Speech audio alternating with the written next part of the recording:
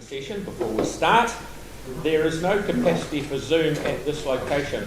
There will be no Zoom attendance available. However, this meeting is still going to be live streamed. While this workshop is open to the public, it is for staff to provide guidance to elected members. It is not a forum for debate or decisions. It is also not a forum for the public to provide input into decisions or bring other matters to the attention of council.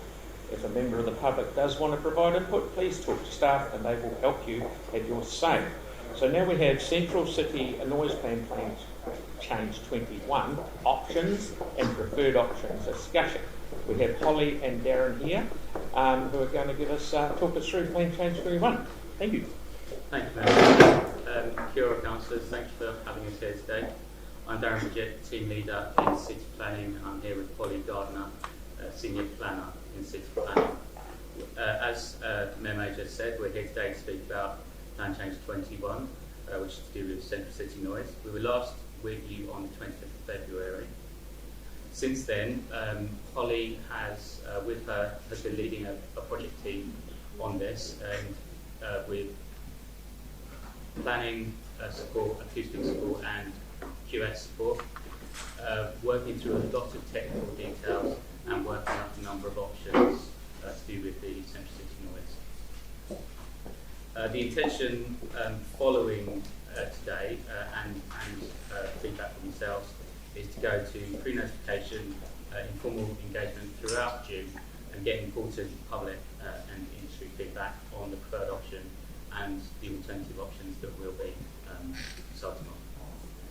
With that, I'll now pass you to Holly to bring you up to date where we're at. Thank you, Darren. This slide here is just giving you a brief overview of what we're going to cover today. Some of this we've talked to you about previously, and in the interest of time, we'll whiz through that pretty quickly. Time is of the essence today. Next slide, please. Yes, as Darren mentioned, we're here to talk about our Plan Change 21, Central City Noise. We have, so the purpose is to review the options for amending the district plan, and the part of that is reviewing what the operative plan is currently doing and identifying the issues which we'd like to address. We've talked to these previously as well. So that's the reverse sensitivity effects in the mixed-use zones, music venues establishing outside the existing noise categories, which means there's a lower noise limit for them than would be otherwise desirable. And residential activities are subject to higher noise levels due to their location in those other areas. We have a statutory process to follow under the Resource Management Act. And this is just a brief summary, which I've shown you previously as well, of the overall process that we need to go through. The red arrow here is just indicating where we're at now. That is, we're about to start our pre-notification engagement, and that is a part of the process where we can find out what the community thinks of those initial options that we're putting forward. Next slide. And similar to the previous slide, this is just a brief timeline. Informal public engagement will take place in June, and then we'll go away using the feedback that we gather from that engagement period to review our options, make further changes, and prepare for notification, which will be, we'll come back to you in September for that notification decision. This is where it gets a little bit technical, so do bear with me. There's a few key terms here that I just thought it was worth stepping you through. First one is decibels, that's how we measure our noise. The table on the right here is just showing an example of what kinds of noise produce what kind of level of noise. For example, you have a power motor mower, that's at 107 decibels. At the moment, in a quiet library, you're experiencing 30 decibels. The noise in the district plan is measured two ways. The first being the LAEQ, which is an average. Often that's over a 15-minute period, rather than an LA max, which is at a certain point of time, what's your noise level, and the plan sets that as a maximum level that you can produce. Some of this we will actually provide as further detail in the decibels. So don't feel like you have to take it all in right now. Next slide. A key concept to explain is the way we look at noise insulation.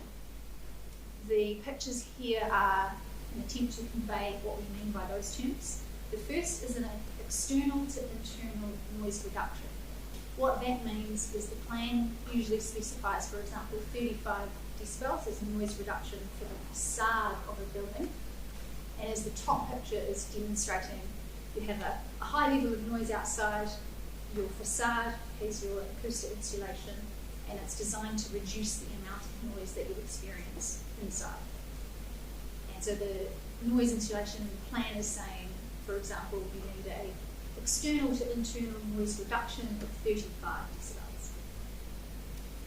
That's different to a target noise level, which is actually saying inside your building, the maximum level you should have is, or experience, might be, say, 40 decibels. Those two methods of noise insulation are effective in different scenarios. The external to internal reduction we see a lot more, for example, in the central city, where you can have multiple noise sources, and those noise sources might change over time. Whereas a target noise level you're more commonly going to see, for example, if you're trying to insulate from road noise, because that's a constant noise from the same direction, and you can model what that's going to be and more effectively say the internal noise level is going to be effective in that scenario. Next slide. And this will be a familiar map to you, hopefully. We included something similar in the memo that we supplied in March. This is a picture of what the district plan currently requires. The green is category 1. That's our loudest noise limit for the city, in the central city. The pink is category 2, and category 3 is the 4 avenues. That's that dashed line you see right around the edges. And also shown on that map is the Te Kaha stadium contour, and that has an inner contour, which is the blue, and the green, which is the outer contour. And this table here is just showing what the current noise limits are in the central city. We have the category 1 being the loudest, which allows 60 as an LA average all day. Category 2, which is range there, and category 3 down the bottom. Next slide.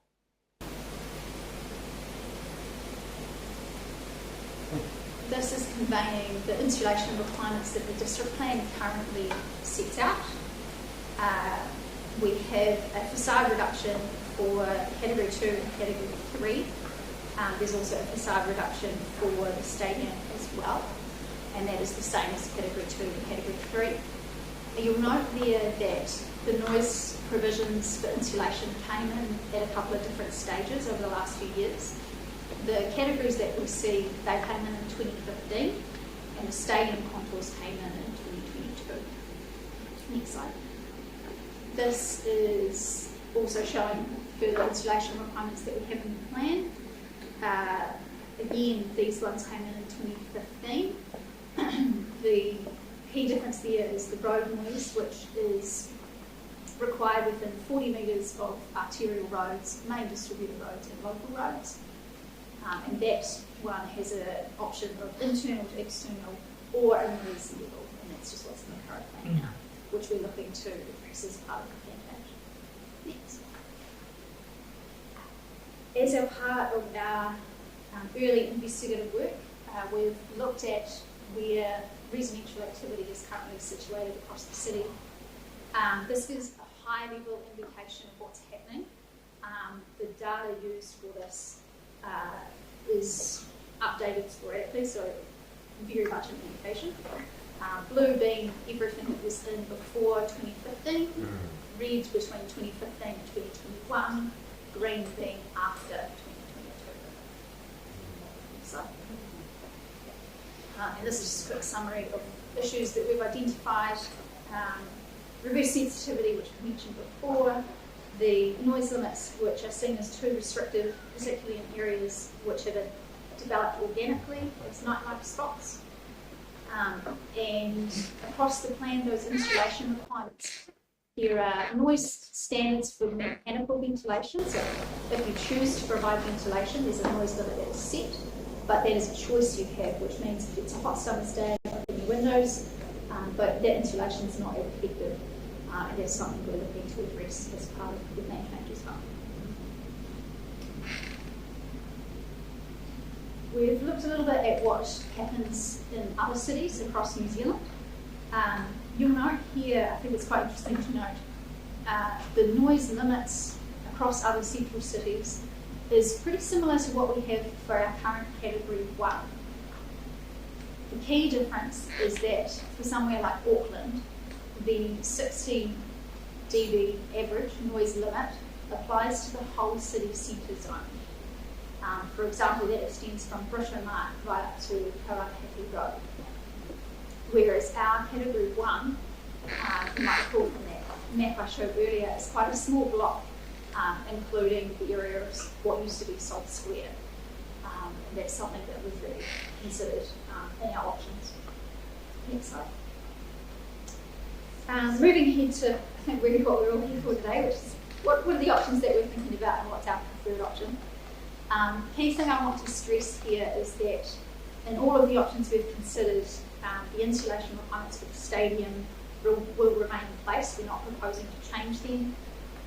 The stadium noise limits and their events, all of those settings, we're not touching. Just want to briefly note that the memo which we sent out in March, that did note the stadium opening, and it was incorrect. So the stadium remains on track, opening in April next year, and is on budget as well. Now, options. The first option here is keeping everything the same. We'll just continue with the status quo. This option is not preferred, as it does not adequately support the development of music and hospitality venues across the city. It's providing limited options for new music and hospitality venues to establish outside the Category 1 areas. And conflicts are likely to arise in areas where music venues have established in close proximity to, say, residential activities. This would retain the existing approach for road noise insulation as well, which, as I mentioned, there's a few issues with that too. Option 2. So this option is looking to retain the existing noise categories we have, but establish some new categories around what you can see there. Those dots are the live music venues. This was as at March this year, to give an indication of where they are. Looking to establish new categories around those clusters that you can see, with an uplift in the noise limit to provide for them. This does provide for where the existing venues are, allows for consolidation, and does provide greater certainty. But it doesn't address the conflicts with existing noise-sensitive activities, and it does also have limited opportunities for expansion, as you can see. It's really just those limited existing areas, which perhaps is not as future-proof. Our next option, option 3, looks at, okay, let's take those existing categories, but let's make the area a bit bigger. This better allows for future-proofing. And as with options 1 and 2, it relies on us anticipating where those future venues might want to go, which could happen, but we could also find ourselves in the same position we're in now later down the track, where actually we drew these lines on the map, but this is also not how things have established into the future. Option 4. This option looks at retaining those existing noise categories, but is exploring also the idea of using the contour of the stadium as the area to increase the noise limits further. So we'd be retaining all those existing noise limits, but expanding that area. So in this area around the stadium, you might want to encourage music, hospitality, entertainment activities around there. It would provide a hub for new activities to establish, but again, it doesn't address those existing issues that we have concerns about, nor is it providing for existing established venues that have been established in other areas, say that other area to the southwest on St. Asaph Street there. And it also assumes that this area is in the right place. Option 5. And this is really saying, let's just make that noise limit area right around the 4 avenues. It's providing for the greatest flexibility, but this could have adverse impacts on health and well-being of residents as well, because it's not as finessed as those other options, which are more connected to spatial areas. Option 6. So we've taken, yes, the more flexible approach to the 4 avenues, but then said, let's do away with those noise categories and look at using zone boundaries instead. This also provides greater flexibility. New venues would not incur costs associated with noise insulation if they're in those commercially focused areas, for example, the city centre zone, which is a more diverse area. But it again doesn't address those current issues where venues established outside Category 1, they're not as well focused for music venues provided for them. Right, on to what we're all here for. The preferred option that we've landed on. This option is looking to provide increased noise limits in areas across the city where we currently have noise insulation required in the district. The orange area is where we look to lift the noise limit there to 65. That's decibels in the average LEQ. What this means is we're taking advantage of what the plan already requires, and our expert advice has told us that those existing insulation requirements are able to accommodate this proposed increase in the noise limit. The map here is a first cut, so this is a first look at, okay, where are these insulation requirements located? What would it look like if we took advantage of those? And through the engagement period and further investigation, we may find some of these areas, we might want to tweak those boundaries a bit further. Did you say you might be able to, what's the last bit? Finesse those boundaries. So if you go to that map, John, for example, already the commercial zones require noise insulation for bedrooms. What this map is encompassing is the city centre zone, central city mixed use, and south frame zones. There are some pockets of commercial zoning to the northeast, so in that area, certainly around between Manchester and Madras, north of Salisbury. And we've already said actually that's possibly not appropriate because of its proximity to residential. What we would be also looking to do is looking at this map aligned with the map I showed earlier of where residential is. There may be some further areas where we think they could be particularly vulnerable because of when the insulation went in. So if you might recall from that map, the vast majority of the residential zone area was established before 2015, and in those cases the insulation requirements were mapped. They weren't in the plan when those dwellings were built, so it's that sort of exercise to really make sure that those boundaries are correct, and that's part of our engagement as well as finding out from the community. This is what we think, this is where we're thinking we're sitting, but have we got this right? What do we think are the other areas that might be more appropriate for noise limits or for a lower noise limit? This is just a first starting point for our Excuse me, can I just check? You gave us options 1 to 6, and then you've given us a third option. Which of those 1 to 6 does that repeat? This is really a combination of many of those options. It's bringing them all together as a. We've looked at the insulation. We've looked at, for example, like the option of the Tikaha Stadium contour. We've looked at that's not appropriate for a number of reasons.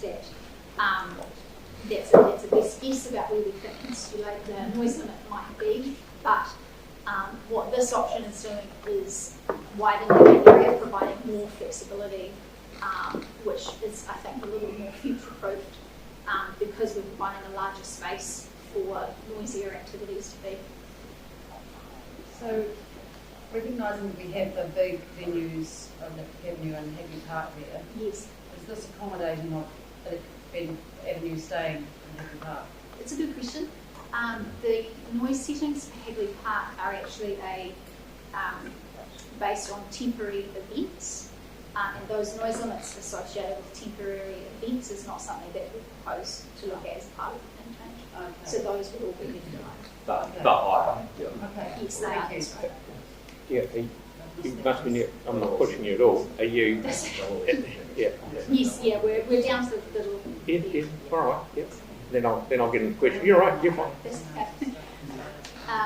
This table here is a quick summary of the settings that we propose. It's taking those areas where we have those existing noise insulation requirements and then proposing to lift the noise limit accordingly. The best example of that is in our current plan, we have category 1 and category 2, which permit a higher noise limit and have a higher noise insulation requirement accordingly. And that's why we're proposing that would then be the orange area, which is the highest noise limit of 65. Whereas category 3, where you're in a commercial zone or within 75 metres of those category 1 and 2 areas in the current plan, that is a lower insulation requirement currently, which is then why we're proposing the lower noise limit of 60 instead.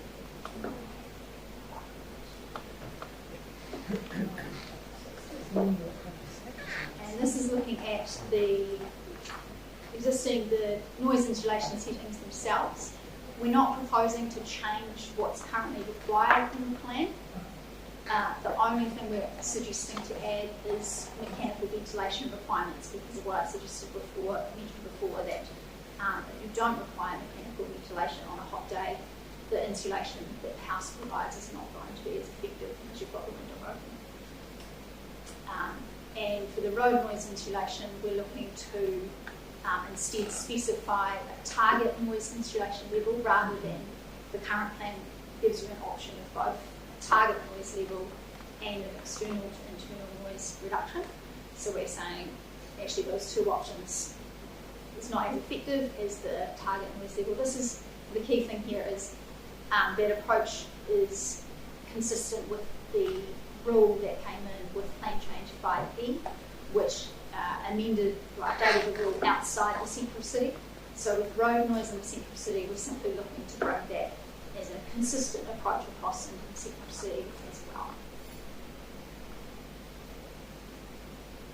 Key benefits of the proposed option is that it's providing greater flexibility for venues. The increased noise limit allows for the vibrant central city and providing for the nighttime economy.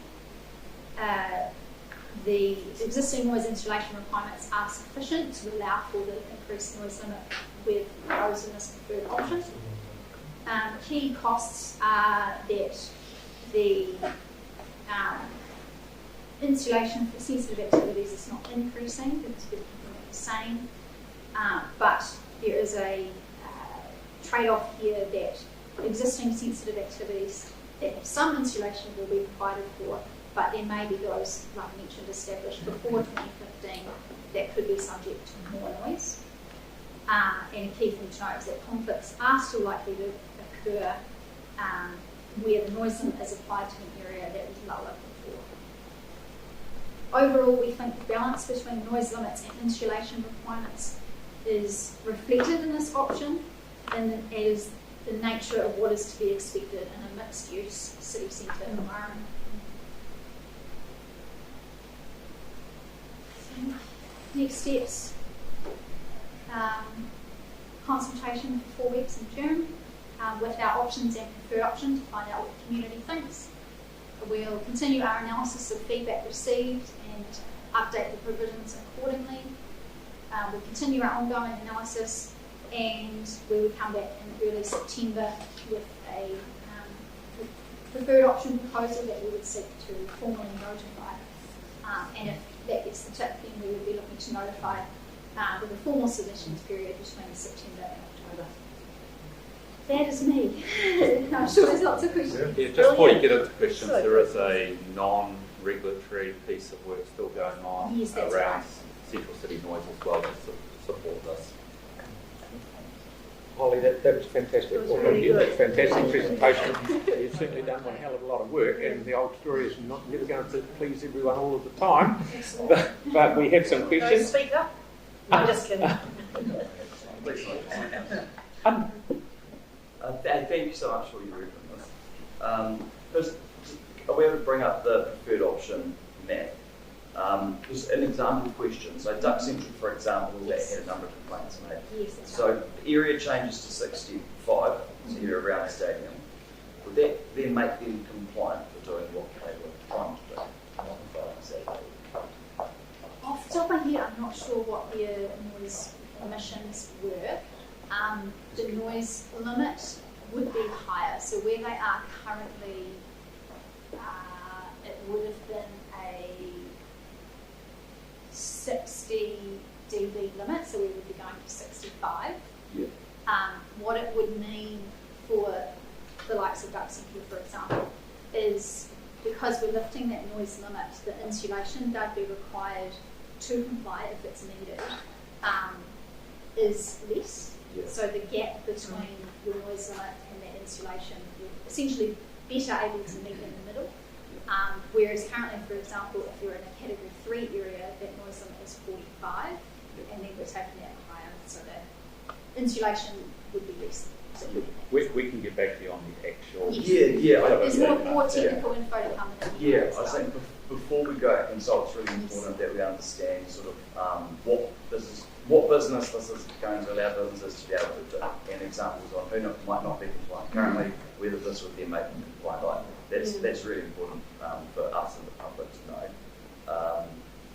Just on the preferred option here, now in terms of fencing, so just to the left of this area is a few really big venues, including Hyde, one of the biggest, Engineers, Winnebago's, One Way, Rolling Stone. I'm just wondering what the possibility is of including that extra block in the consultation, because if we go and consult on that, there's some really big venues who'll be, I think, naturally quite upset that they are being excluded from this massive plan change that we're doing. And I think the response we get will be fairly inevitable. I was going to suggest that too. Yeah. Yes. So just seeing that's a possibility. Yeah, we can certainly look into that. Nice one. Do you have a start date in mind for the consultation? The plan was next week. Oh, plan was next week, so real soon. Yes. Okay, all right. Yeah. We've got Really time. soon. But it's the pre-consultation. Yeah. And then that formal. Yep. And then just lastly, in terms of making the information on the consultation somehow nice, and because it's still very complex, making it somehow easy for people to understand, because there's going to be a whole lot of technical words and everything else. So my feeling is that those words around making, currently non-compliant activities compliant in certain areas, I feel like it's really important. So I'm looking at a lot of this still to reconcile it. Thanks, mate. Thank you. Tim? Yeah, thank you. When I read this, I was kind of working out how long I've been dealing with this kind of stuff, and it's actually over 40 years. Too long. Yeah, no, I'm getting rid of that's awful, isn't it? 12 years as an elected member, 10 years with council as an employee, and 20 years as an individual. So, I mean, this is the best presentation I've seen in 40 years. So, thank you. He normally can't remember past a week. Alzheimer's and hearing. But, I guess it's never been solved. This is the best I've seen. So I do think when you go out to we have the differences between venue operators, say clubs, and the likes of the terrace, so very different things. Some clubs like the grunge kind of areas, etc. So I guess when you go out to those operators, I think St Anthony Street, Wells Street, etc. will want to be included in that high sound areas. So I think be open-minded with that. And the hotels and the residents will probably be in the same category of concerns, but they are totally different to the operators. So when you go, I think you'll be aware of this. So I guess it's just finding that happy medium. But I kind of like Auckland because they're starting to get a new vibe in their central city that's attracting people back because it was dying. and so their noise is just limits for a whole area of the central city, whereas we're trying to still pick and choose. I can understand why, but I think that we wanted to expand this area or look at the whole area. Because we don't know what the future holds. I've been in it for 40 years and we're still going, But this is well done. It's really good, I think. Cal? Yeah, I'll reiterate my colleagues' comments, particularly Andre. I would have thought that you would extend it along St. Asaph Street to include those 10 venues and the ones just to the right of the orange thing. I mean, I don't know why you wouldn't have actually included that in the first place. I mean, these people have obviously invested in entertainment, and I think people accept you're going to live in the central city, there's going to be more of a buzz. So, yeah, I certainly would have included that, and I hope you do. Just on the right of the circle, go out those Yeah. one. Yeah. Just include that one to the right of the circle, and then the other ones, the 10 to the other side would be my Just flag. to clarify with Holly, was the lines drawn to reflect existing installation requirements? Yes, So so it was about Yes. minimising new regulation. that particular as well. spot, particularly where Wells Street is, we also have a very extensive apartment complex, the Wells Street at the quarter.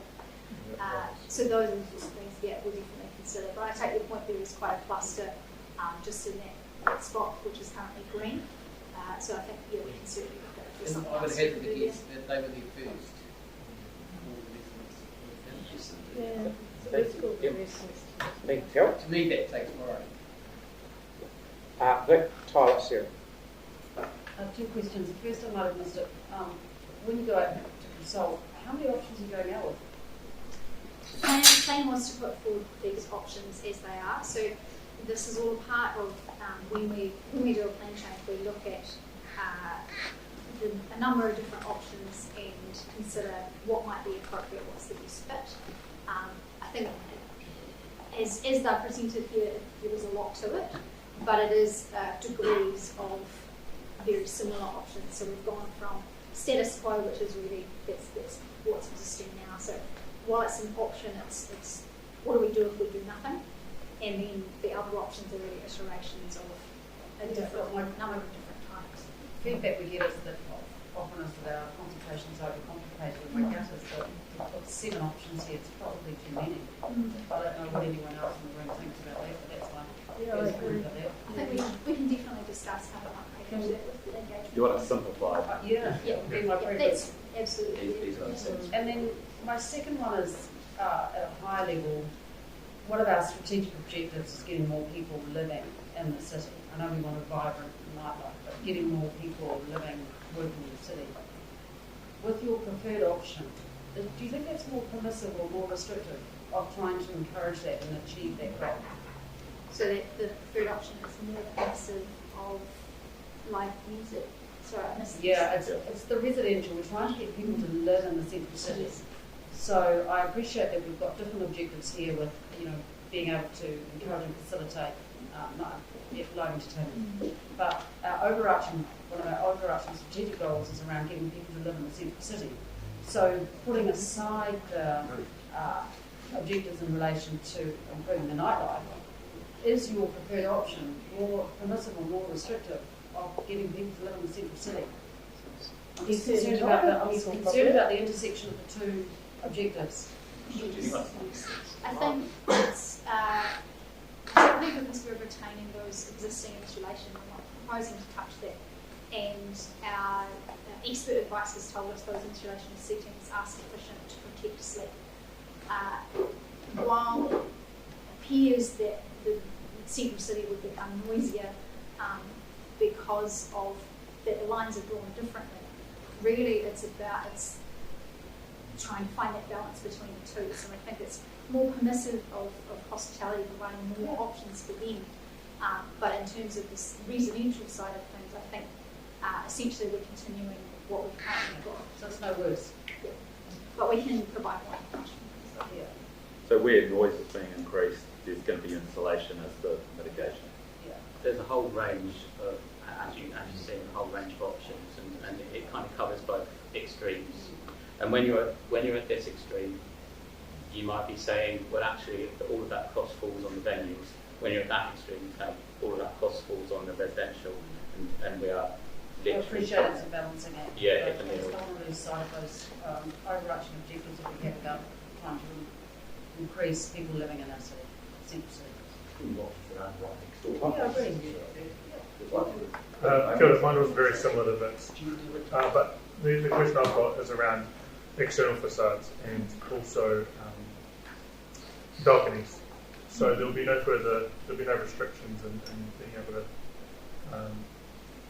have to change the design, external design and balconies, correct? Would usually change. Correct. So the external to internal facade reduction is just applied to the walls of your dwelling. Okay. So if you want to provide a balcony, it's still perfectly able to, so it's not changing.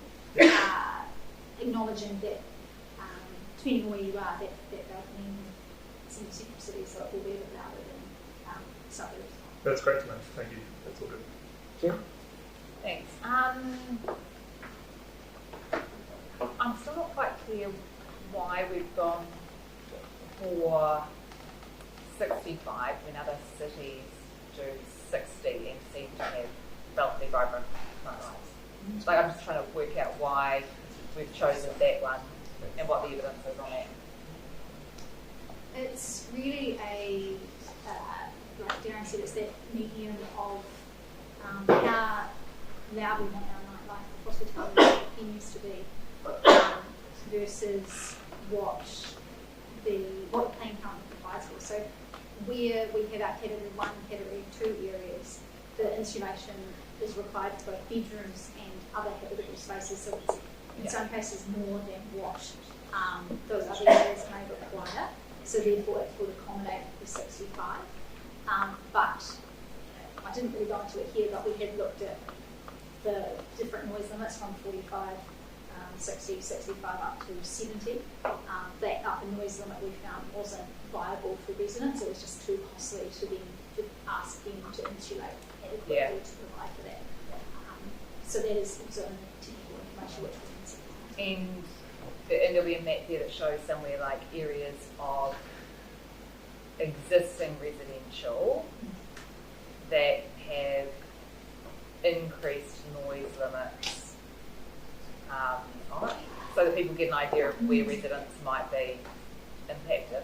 Yes, yeah. So that map I showed earlier that has the residential data, we can bring that. Yeah, I think we need to be able to overlay that so you can see actually where the impacts might be. Those sort of existing stuff that may not have had those noise attenuation kind of stuff, insulation and things. It's really important. I like the way that it's just those two zones and it's a very clear green and yellow. Do we currently have anything for roads? Yes, so I should have mentioned the blue overlay, that's roads, insulation for roads. Yeah, but do we currently have an insulation level for roads? Yes, We do. So that's the current level? In the current plan, those blue road noise areas, they are also applying to the orange and red area, orange and green areas. Yeah. One option we're exploring is whether we can, if you're in an orange or green area, whether the noise insulation also provides for road noise such you only need to comply with one set of rules. Yeah. So that's existing stuff. So if we just need to make it clear that that's existing Yes, stuff. yeah, we can certainly include a map showing. Yeah. So this is existing. This isn't something we're newly proposing that's an imposition Yes. on. Oh, okay, no, that's great. That's it. Okay, so my time management today is shocking. So we've got Tyrone, Celeste and Jake, and that will take us to 11, and then we'll have 10 minutes for 50 before we get into anything. Okay, cool, thank you. So just on the road thing, like, so, you know, it's all, we can obviously work with music venues and pubs and that, but like, there's always going to be people in cars who are like revving their engines and people on motorbikes and whatever compensatory things that they do. But like, so what sort of, how does these restrictions work with our ability to be able to manage and control that, or is that just kind of out of scope, or is it? So you're wondering how our proposed options would manage noise from, say, a revving motorbike. Yeah, exactly. Nice reflecting back. I can, That was very yeah, well. making sure. I can provide some clarification in the email that there are some key exemptions which road noise does not, the noise chapter does not cover, so there's some exemptions. One of those would be such as what you're describing in a revving car. But of course all of this doesn't take away from the other obligations in the Resource Management Act for not producing unreasonable noise, so those tests are still there, which we discussed a little bit last time. But we can provide some further information on that intercept of what's exempt, what else the plan covers, just to clarify. Maybe those things might be covered by bylaws or Yes. Yes. No, generally speaking, noise from roads is exempt from the noise standards. right. Yeah. It's that droning traffic, Yeah, it's no, that that's road cool. insulation regulations. Okay, good done. Ashley? Just a bit of feedback. Thank you. Can you see quite a simple, just to narrow it down a bit? I think that makes sense. And the more permissive options are my preference. I like what was suggested. I agree with Councillor Moore's comments around just capturing those areas that might fall outside. I think, Wells Street, those areas, my feel is that people move into those areas because it's got a nightlife.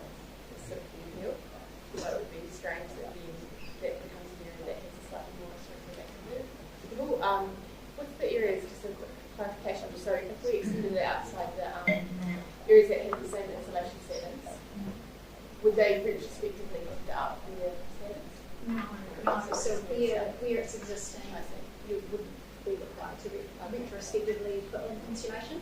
It would just be for anything new that comes in that you would need to provide it. So that's where those dates are quite key. So before 2015, none of this applied to you, but in 2022, if you were in that appropriate contour, the stadium insulation would apply. And sorry, finally, wouldn't that have the ability to sort of put on the venues to kind of give that sort of Yes, we're looking at interactive options. Oh, that's insulation. Just on that question, that's the most challenging part, is to deal with the existing activities that are already there. And that's where we maybe need to look at some non-regulatory options. And when we get on the non-regulatory options, is that sort of alongside this? It's alongside, I'm not sure where that piece of work, so we'll have to get back to you on that. And lastly, Kate. I think you had it right with option 2 and 3 that captures the existing venues. I am a little bit worried about the third option that you're sort of changing the deal on people in the central city who already live here. But I'm all for the thrust of trying to simplify the consultation document if we can, but I wouldn't want that to happen at the exclusion of options like 2 and 3. People have to have obviously that full gamut of options to choose from. And good presentation, as everyone else has said. So that's great, Holly. Thank you. And very, very good to see you both, and very clear. And I hope you've got a bit of info out of that. Yes. So we will take 10 minutes. So 10 past, and then we'll do. You have one more. If you want to, yeah. Okay, so we'll have 10 minutes, or 10 and a half, and then we'll come back and do annual plan, which I'm sure will not take that long because we're all over.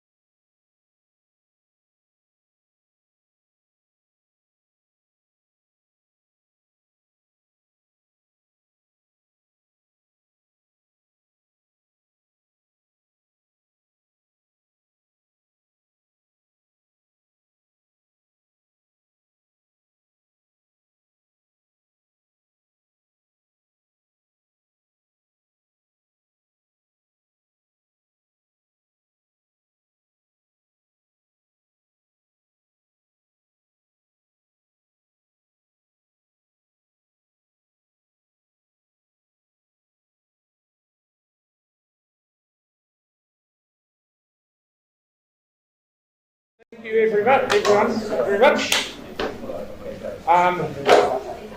We've got, who have we got? Yep, the team. And we will now do a little update on the annual plan workshop. I can't, we've got an hour and a half for it. I can't see it taking that long, but carry on. Thank you, Your Worship, and congratulations to our councillors. And look, so this follows on from yesterday's workshop. It's a relatively brief update, which Bruce will go through, showing what's the update from the guidance we received, and then a bit of an update on the process from you through to adoption in about 1 month's time. So, Bruce.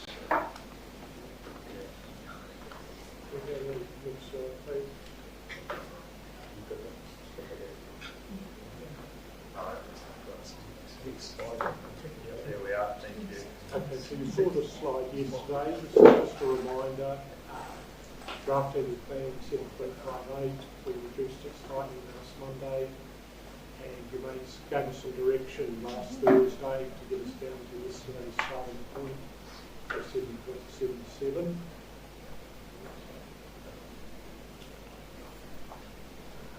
Rolling that forward, it advised you of some additional rating growth forecast. So that's forecast right through the year, like housing precinct forecast. Brought us down to 1.21. You gave us some direction on the strategic planning costs, some of those costs to be removed. And we talked about the 20 million of the surplus, of the forecast surplus from the 5% reduction. That brought us down to 7.16. And there was some discussion around using 3 million of the surplus as rate reduction. Numbers we would be 6.77 if we did that. So I guess we're looking for some clear direction on which of those two options you'd like us to prepare and follow through to the journey. Perhaps that's some clarity on that, please. That was, I'm really sorry, that was almost impossible to hear. Sorry, I can't hear. The room didn't sound as well as being quite quiet. It was. I don't know which of the two options to be. Through you, Your Worship. So yesterday, we go yes to that slide. That was where we arrived at yesterday before there was discussion on the application of what looks like value, and it is only at this point the forecast surplus. And if we then apply 3 million to rates reduction, we go from 7.16 down to 6.77. So we're now looking for some. But that's what impacts on 26, 27. It does, yes, so you can see, correct. So when you said the two options, it's the option between the 7.16 and the 6.77. Yeah. Is that what you clear? Yeah, using the surplus. Sorry, yes. Yeah, that's Which right. would normally go to reduce debt, because not reducing debt has an impact on the transactions. I don't. I was just going to talk about that and saying I'm not keen at all to apply that rates reduction in this financial year and bumps it up 0.4 and 26. Because that means you've got to find more savings in 26 instead of this year, where it actually balances it out. And alleviates it, just iconic kicking the can down the road. It's literally what I said right now. No, you start paying a year early. No, and then you get bumped with a 10% increase in 26. No, but 0.4 next year or 0.4 this year.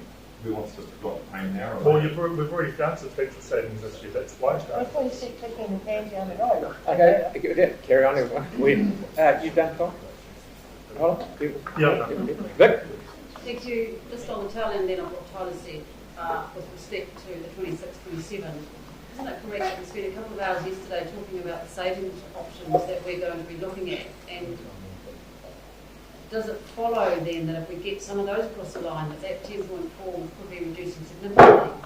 Because we were told yesterday that the savings options would be investigated further in time for the next annual plan.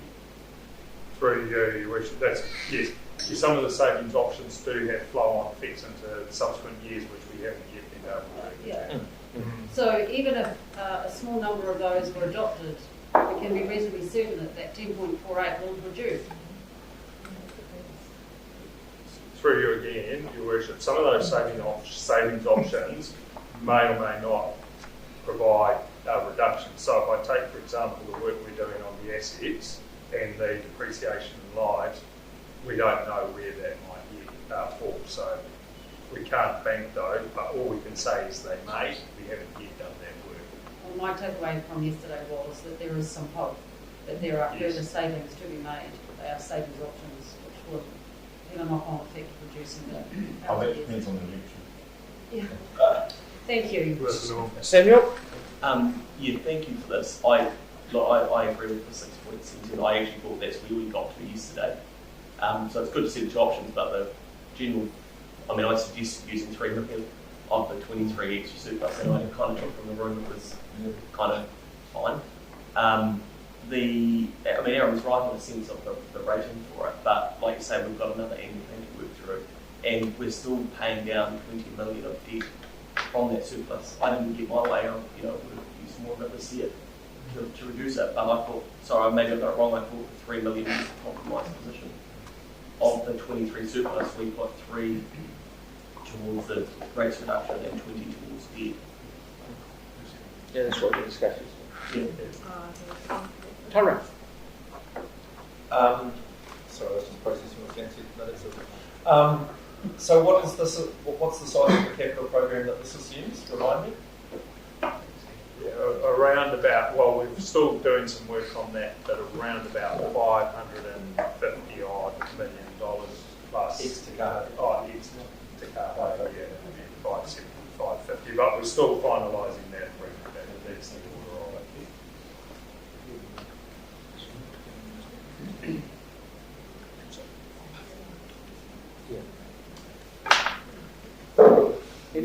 it. Any more questions, anyone? Okay. There was a question from Councillor Donovan, which was about the factoring and the additional costs arising from events and so on. We're still working that through. Okay. Have you got any more to do with your presentation, or you? Just like some clarity on which of those options are going to work. Okay. So, what have we got in One Direction? The consensus yesterday. Isn't it something that can just be voted on properly with both options presented? I don't understand why we don't. You guys have gone away and done what I felt we were talking about. You stated we had 23 million up our sleeve. We'll do 20 to debt reduction, which is the 0.22, which I thought was great. And the little bit that was left, we took off, like we said. So I think you've done exactly what we asked for yesterday. So and I guess people can bring amendments on the day, to change it if they want. That was what we did. Yeah, Tom? So to go off the bit in Victoria now, that was good that she raised that, was I'd feel a lot more happier and comfortable knowing that there's work being done to save for 26, 27, and maybe a scope or a percentile on what sort of ballpark savings there could be in line for the annual plan of 26, 27. Is it too complicated? I think it is a bit crystal ball going because we've got two things. We've got potential things coming forward for spending and potential savings. So it would be too difficult to get a ballpark figure. When interest rates come down, they may affect us floating, I don't know.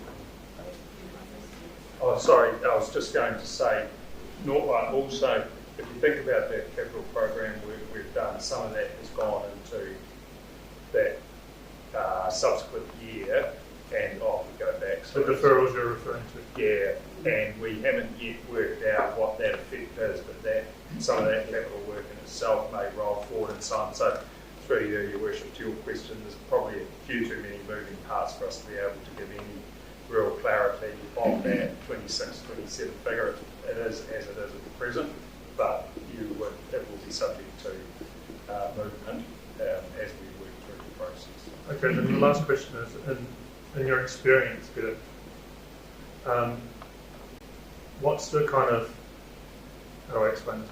what's the kind of percentile that you've known in your experience to be able to cut down to? So, for example, we were at 10% in 24-25, we're at 10% in 22-23. You cut it down 4%. Is that a target that we're able to hit potentially? If we're at 10.4 right now, would there be potential to go down to 7% without cutting levels of service in 26-27? I'm just worried that this is going to be detrimental to the next annual plan. I can't, like as the guy said, I can't give you a number, but what I would say is it's got to come from somewhere. Levels of service, or the capital program, or external funding from CCHL. Where that comes from is at the will of council, not really the will of staff. Cool. Carol? Yeah, Peter, I wonder if you could refresh my memory what our starting point was at this time last year. What we thought this year. You mean at the start of the draft?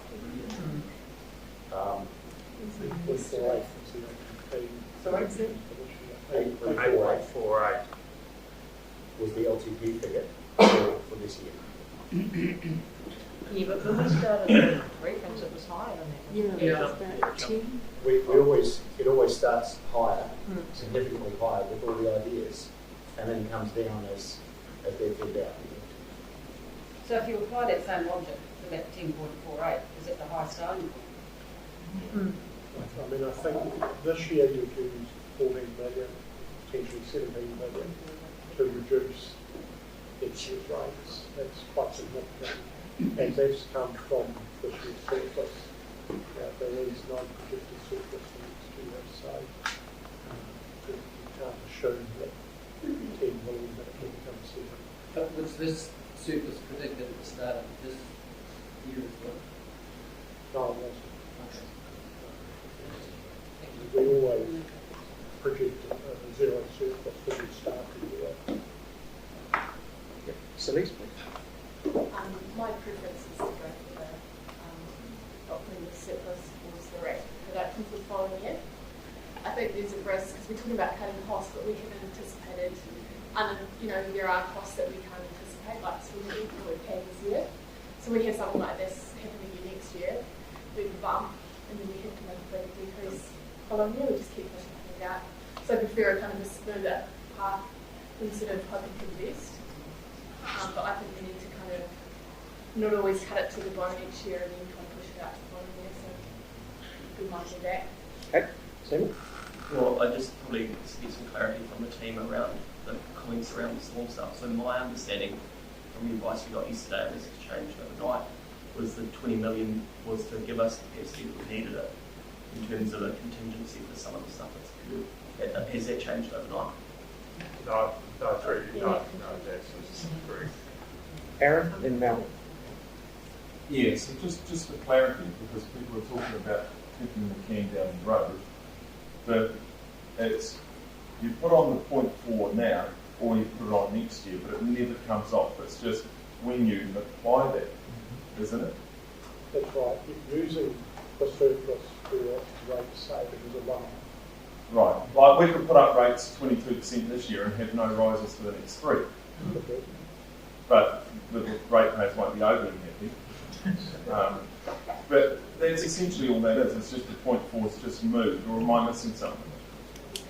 Or 0.39, 0.4 is better. That's correct? Yeah. Mel, and then Sarah. With our building, are there any, if all goes bad, what costs we're looking to bear?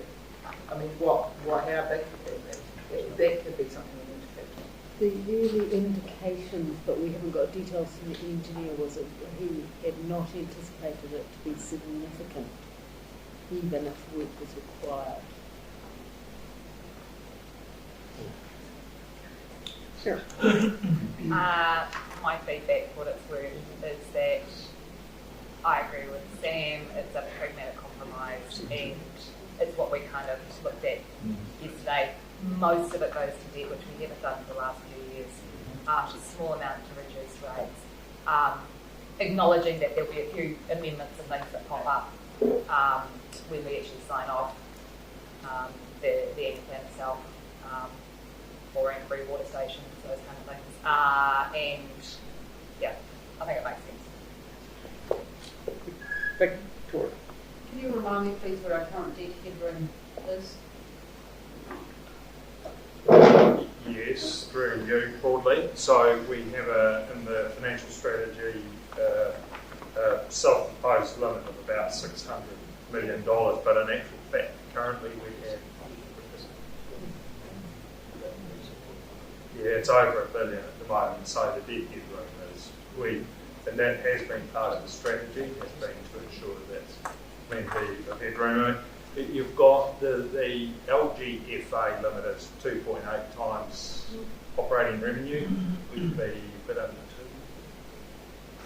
Yeah, a bit under 2. So we're well and truly inside. So as a finance professional and our CFO, where's the level of comfort with where we're sitting and what that looks like? I think our advice, well, we don't give opinions, we give advice. Well, I'm no, I think it's quite important. It's an acceptable position for the council to say that's what they wish for us to take in and for us to adopt. That is acceptable. What's our debt servicing? What's the cost of that debt servicing? Well, runs at about at the moment it's just a shade under 5%, which is 100 and something million. Yeah, about must be. Well, I'd have to go back, but because there's a gross amount and then there's the net amount in terms of, because some of it is back to back with CCHL. So it's in the ballpark of 150 something like that would be a reasonable.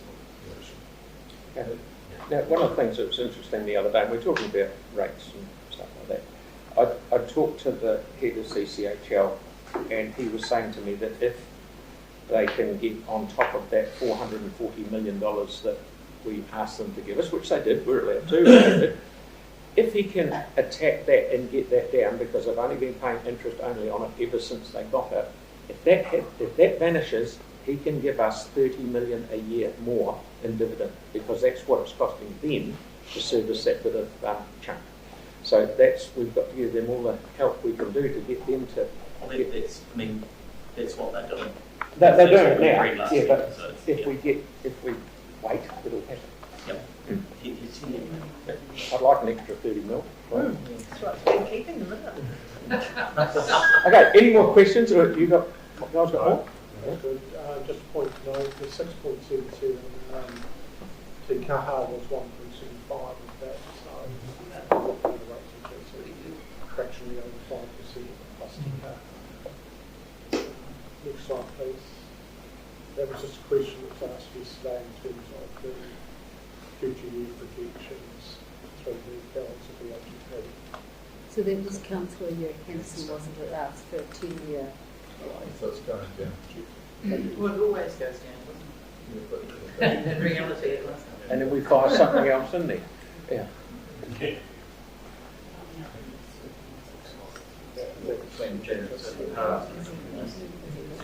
Get over that one. See, we're still suffering from things after the earthquake and the Three Waters thing. We've spent a lot of money, which is, I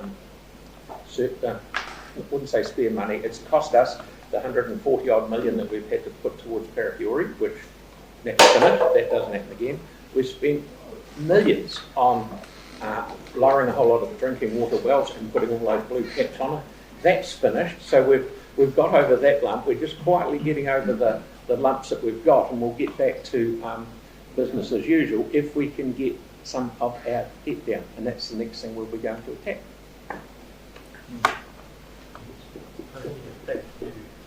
Your next slide is...